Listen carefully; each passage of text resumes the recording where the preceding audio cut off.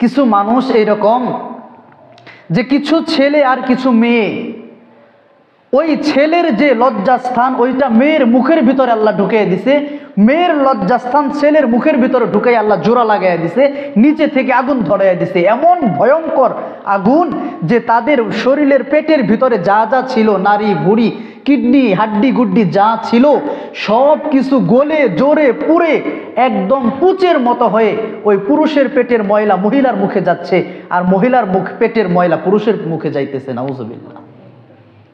নবী সাল্লাল্লাহু আলাইহি ওয়াসাল্লাম জিব্রাইলকে জিজ্ঞাসা করে, জিব্রাইল এরা কারা? এত নিকৃষ্ট শাস্তি এদেরকে আল্লাহ কেন দিতেছেন? বলতেছে, ইয়া রাসূলুল্লাহ, এরা আপনার উম্মতের ওই সমস্ত বেহায়া নিকৃষ্ট নির্লজ্জ জানোয়ার যারা দুনিয়ার জমিনে অবৈধ মেলামেশা জেনা করত, আল্লাহ তাআলা তাদেরকে এই ভয়াবহ শাস্তি দান করবেন। নাউজুবিল্লাহ। নবী সাল্লাল্লাহু আলাইহি ওয়াসাল্লাম এই জেনার শাস্তি কত ভয়াবহ শাস্তি যে নবী বলছে। বুখারী শরীফের 6212 নম্বর হাদিস, আল্লাহ নবী সাল্লাল্লাহু আলাইহি ওয়াসাল্লাম বলেন, ইন্নাল্লাহা কাতাবা আলা ইবনে আদম হাজ্জাহু মিনাজ জিনা। আল্লাহ রব্বুল আলামিন প্রতিটা বান্দার ঘাড়ে এমন একটা সময় দিবে যেই সময় আল্লাহ তাকে জেনার পরীক্ষা নিবে। প্রত্যেকের জীবনে কোনো না কোনো সময় এরকম একটা বিপদ আসবে যে সে জেনার মুখোমুখি হয়ে যাবে। আল্লাহ রসুল বলেন, আদ্রাকা যালিকা লা মাহালাতা, ওই গুনাহ থেকে বাঁচা তার জন্য এত সহজ হবে না। এটা আল্লাহর নবী বলতেছে, ওই গুনাহ প্রত্যেকে গুনার কাছাকাছি যাবে, ওই গুনাহ থেকে বাঁচা সকলের জন্য সহজ হবে না। নবী সাল্লাল্লাহু আলাইহি ওয়াসাল্লাম বলে, জানো কিরকম কিরকম পদ্ধতি আসবে? জেনাল আইন আন নাযার, চোখের গুনাহ। পুরা দুনিয়ার মহিলারা বেহায়া হয়ে যাবে, বেপরদা হয়ে যাবে। পুরুষের জন্য বড় চ্যালেঞ্জ হলো চোখকে হেফাজত করা। এই জন্য নবী বলে, জেনাল আইন আন নাযার, চোখের জেনা হলো চোখ দিয়ে দেখা। ওয়া জেনাল ইয়াদু আল বাতাস, হাতের জেনা হলো হাত দিয়ে খারাপ জিনিস স্পর্শ করা। ওয়া জেনাল আইনু আসসিমা ওয়া জেনাল উযনানি আসসিমা, আর কানের জেনা হলো অবৈধ কিছু শোনা। এমন কি আছে দুনিয়াতে যে গান শুনে না? নামাজে, এই মসজিদে নামাজে দাঁড়ায় এসার সময় আর কোন বেহায়া জানি গান বাজায় আপনাদের মহল্লায়? মসজিদ থেকে ফোন করে বলে গান বন্ধ করতে, তাও বন্ধ করে না। আপনাদের মহল্লায় হয় এগুলো। মুসল্লিদেরকে জিজ্ঞাসা করেন যারা রেগুলার মুসল্লি, এশার নামাজে মাগরিবের নামাজের টাইমে গান বাজাইতেছে, অথচ আপনাদের মহল্লায় আপনাদের কোনো উদ্যোগ নাই, কোনো দায়িত্ব নাই। আমি নিজে শুনতেছি, আমি নিজে গুনাহগার হই, আমি গুনাহগার, অন্য আরেকজনকে আমি কেন গুনাহগার বানাবো? আল্লাহ রসুল বলেন, খুদার কসম, কিয়ামতের দিন যারা গান শুনে তাদের কানের ভিতরে আল্লাহ তাআলা তামা আর সীসা আর লোহা গলিয়ে কানের মধ্যে ঢেলে দিবে। নবীর হাদিস, এটা কানের মধ্যে ঢেলে দিবে, তখন বোঝা যাবে কেমন লাগে।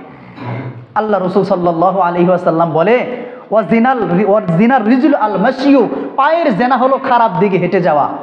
নবী সাল্লাল্লাহু আলাইহি ওয়াসাল্লাম বলেন, ওয়া জিনাল কলবু আত-তামান্না, হৃদয়ের জেনা হলো খারাপ জিনিস চিন্তা করা। দুনিয়ার কেউ জানে না কার মনে কি চলতেছে। আমি বয়ান করতেছি, জানেন না আমার মনে কি খারাপ জিনিস চলতেছে। আল্লাহ রসুল বলে, আল কলবু তামান্না ওয়া তাশতাহি, হৃদয় হলো খারাপ জিনিসের আকাঙ্ক্ষা করে, চিন্তা করে। ওয়াল ফারজু ইউসাদ্দিকুহু আও ইউকাযযিব, আর লজ্জাস্থান সেটাকে হয়তো সত্য প্রতিপন্ন করে অথবা মিথ্যা প্রতিপন্ন করে। জেনা থেকে আল্লাহ রসুল নিজে বলতেছে, বাঁচা খুব কঠিন হয়ে যাবে উম্মত, এই গুনাহ থেকে বাঁচো। অনেকগুলো শাস্তি আছে জেনার। 1 নাম্বার শাস্তি, আত-তারগীব ওয়াত তারহিব নামক কিতাবের 2093 নাম্বার হাদিস সম্ভবত। এই হাদিসের মধ্যে আল্লাহ নবী সাল্লাল্লাহু আলাইহি ওয়াসাল্লাম বলে, শোনো আমার উম্মত, রাত যখন গভীর হয়ে যায়, আল্লাহ রব্বুল আলামিন আরশে আজিম থেকে প্রথম আসমানে চলে আসে। আসার পর ডাকতে থাকে, হাল মিন দাইন ইউস্তাজাবু লা, ও আমার বান্দা কে আছো? আমি আল্লাহকে ডাকো, ডাকো, আমি আল্লাহ তোমার ডাকের উত্তর দিয়ে দিব। বলেন সুবহানাল্লাহ। আল্লাহর রসুল বলে, আল্লাহ তাআলা বলতে থাকে, হাল মিন সাইলিন ফায়ুতা, ও আমার বান্দা তোমরা কে আছো?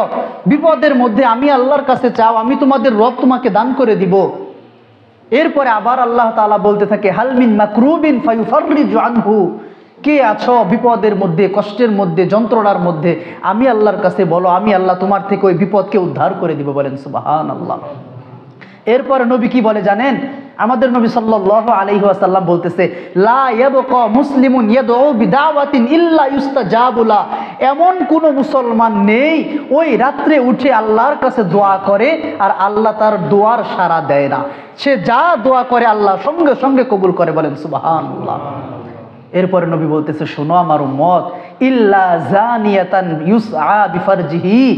কিন্তু ওই জিনাকারী যে নিজের লজ্জাস্থান দ্বারা জিনা করে, আল্লাহ রব্বুল আলামিন তার কথার দিকে কোনো ভ্রুক্ষেপ করে না। আল্লাহ জিনাকারীর দোয়া কবুল করে না, কখনো করবে না।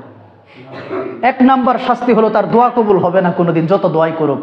2 নাম্বার, ওই জিনাকারী যখন জিনা করে, নবীর হাদিস, সঙ্গে সঙ্গে তার ভিতর থেকে ঈমানটা বের হয়ে যায়। আল্লাহর কসম, যদি ওই সময় কেউ মারা যায় তাহলে সে ঈমান হারা হয়ে, মুসলমানের ঘরে জন্ম হয়ে, নামাজ পড়েও এরপরেও সে বেঈমান হয়ে মারা যাবে। আল্লাহ রাসূল হাদিসের মধ্যে বলে, লা ইয়াজনি জানি হিনা ইয়াজনি ওয়া হুয়া মুমিন। কোন জেনাকারী যখন জেনা করে তখন তার হৃদয় থেকে ঈমানটা বের হয়ে তার মাথার উপর ভেসে থাকে। ও জেনাকারী, তুমি কি করতেছ? তোমার ঈমান তোমার ভিতরে নাই, তখন ঈমানটা ভিতর থেকে বের হয়ে গেছে। যখন জেনা শেষ করে ফেলে, পবিত্র হয়ে যায়, আবার ঈমান তার ভিতরে ঢুকে। যদি ওই সময় সে মারা যায় তাহলে সে বেঈমান হয়ে দুনিয়ার জমিন থেকে বিদায় নিয়ে যাবে, নাউজুবিল্লাহ। আল্লাহ রাসূল সাল্লাল্লাহু আলাইহি ওয়াসাল্লাম বলে, 3 নাম্বার জানো, যখন কোনো মানুষ জেনা করে, আল্লাহ রব্বুল আলামিন তার উপর, আল্লাহ রব্বুল আলামিনের উপর হালাল হয়ে যায়। আল্লাহ কাউকে শাস্তি দিতে চায় না, কিন্তু যখন এলাকার মধ্যে জেনাটা প্রচলন হয়ে যায় তখন আল্লাহ তাআলার উপর হালাল হয়ে যায়, জায়েজ হয়ে যায়। আর তারগীব ও তারহিবের হাদিস, আল্লাহর উপর জায়েজ হয়ে যায় যে আল্লাহ তাদেরকে ধ্বংস করে দিবে, বলেন নাউজুবিল্লাহ। 4 নাম্বার, নবী সাল্লাল্লাহু আলাইহি ওয়াসাল্লাম বলেন, একটা সমগ্র গোত্রকে আল্লাহ কখনো একত্রে ধ্বংস করে না। পুরা বাংলাদেশকে একত্রে ধ্বংস করে দিছে এরকম কোনোদিন হবে না।